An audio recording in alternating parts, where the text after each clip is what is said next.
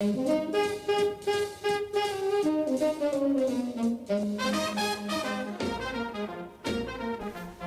crack del año 1929 fue la más devastadora caída del mercado de la bolsa de valores en la historia del mundo, específicamente en Estados Unidos, donde sus habitantes lo perdieron todo. A este crack le siguió una crisis económica conocida como la Gran Depresión. Para el año 1919, los Estados Unidos ya se consideraba como una potencia, luego de la Primera Guerra Mundial. Esta Primera Guerra había favorecido al país, lo que hizo que se convierta en el principal proveedor de materias primas y productos alimenticios e industriales. También era el principal acreedor del mundo y su influencia en Europa era impresionante. La guerra había traído también un importante crecimiento industrial que se calcula en un 15%. Para 1920 se consolidaron sectores industriales nuevos como la industria eléctrica, la química y la petroquímica, la aeronáutica, la automotriz, el cine y la radiofonía.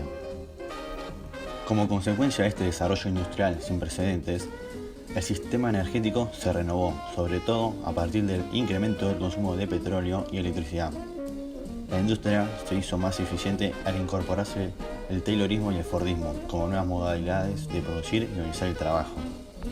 El clima de confianza se tradujo en la compra de acciones de las empresas industriales por parte de un gran número de la población, siendo la Bolsa de Nueva York el centro de la economía mundial, a donde llegaban capitales de todos los puntos del planeta. A pesar de esto, como la economía mundial estaba en desequilibrio con respecto a los Estados Unidos, no se pudo generar una demanda suficiente que pudiese sustentar la expansión industrial. Esto dio lugar a que ya en 1925 se comenzase a acumular stock de diversos productos, dando lugar a la caída de los precios, al desempleo y a la pérdida de la capacidad adquisitiva de la población. Hacia fines de la década, la compra de acciones de manera desenfrenada creció en un 90%. La especulación financiera hacía ganar dinero rápidamente, siendo el valor de las acciones ficticias, ya que estaban por encima de su valor real. Ya en 1929 empezó a peligrar la economía mundial. La bolsa de Estados Unidos comenzó a desequilibrarse y llamaba la atención de los demás países. Venía siendo muy complicada la cosa, lo que provocó que el jueves 24 de octubre ocurriese el arranque de la caída de la bolsa de Nueva York. El índice bajó un 9% e hizo que se vendieran millones de acciones, lo que llevó a una gran masa de gente se acumule en los alrededores de la bolsa para conocer la causa de dicha caída. El pánico fue tan enorme que la policía debió clausurar la bolsa. Tras una pequeña recuperación el viernes 25 y otro poco el lunes 28, ocurrió lo inesperado, que se veía venir. El martes 29 de 1929 ocurrió el crack de la bolsa de Nueva York y generó una quiebra masiva de bancos a lo largo de los Estados Unidos. La Reserva Federal, banco central del territorio norteamericano, podría haber sido el único en evitar la caída de los bancos, pero los que los comandaban subieron los tipos de interés, provocando la oleada masiva de quiebras bancarias. Luego de la crisis del 29, se empezaron a tomar medidas basadas en el intervencionismo estatal, donde el Estado cumple una función en la que regula la economía y participa en ella. Además, se puede decir que se tomaron medidas keynesianas. Según Keynes, la crisis del 29 le había provocado el hundimiento de la demanda y era necesario una intervención del Estado para estimularla. El reequilibrio entre oferta y demanda debía provenir de un aumento de la demanda y no tanto de una disminución de la oferta excesiva. Estas ideas inspiraron la política económica de la mayor parte de los países democráticos.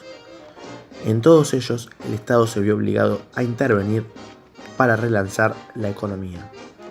Sin embargo, el ejemplo más claro de la puesta en práctica de las propuestas de Keynes fueron los propios Estados Unidos.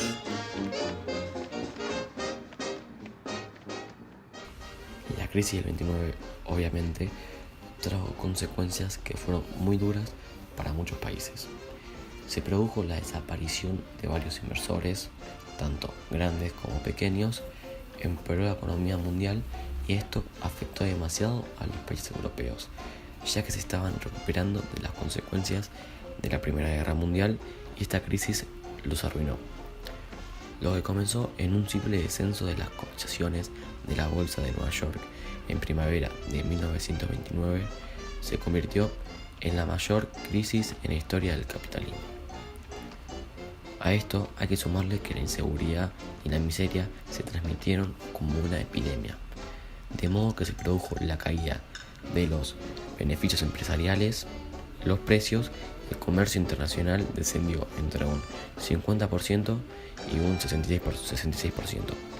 El desempleo en los Estados Unidos se elevó a un 25% y en otros países a un 33%. Otra de las consecuencias fue que la actividad agrícola perdió mucho dinero, ya que se bajaron los precios de la cosecha de un 60%.